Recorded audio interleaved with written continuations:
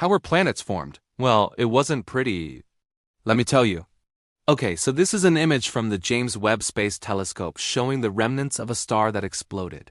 And it's giving us some clues about how our solar system formed. See those glowing blobs? That's gas and dust. And this is what our solar system looked like 4.6 billion years ago, a bunch of gas and dust swirling around. But something happened that caused all of this material to clump together and form the planets. But before we get into that, let's start with a little space history. Our solar system formed after a massive star exploded. It was about 10 times the size of our sun.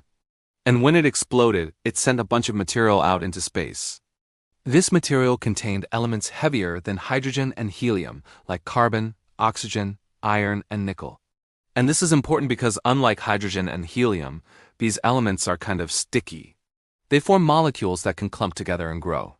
As this material started to cool, these elements condensed into solid particles, kind of like how water vapor condenses into dew on a cold morning. Only in space, the dew is made of rock.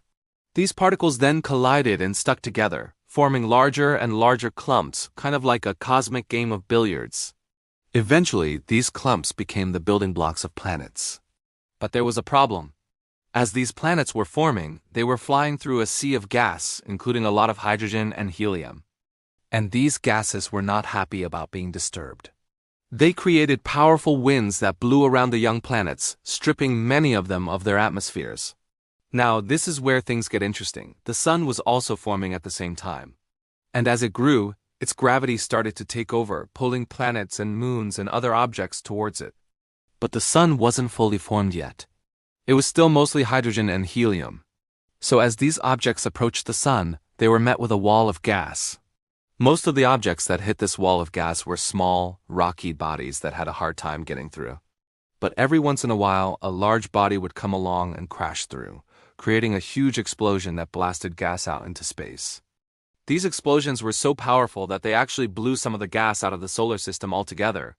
And that's how we ended up with the planets we have today, a small rocky inner group and a giant, gassy outer group. Jupiter and Saturn, the largest planets in the solar system, are thought to have formed in this outer region where there was more gas available for them to capture. Meanwhile, the rocky inner planets, including Earth, formed from the leftover material after most of the gas had been blown away.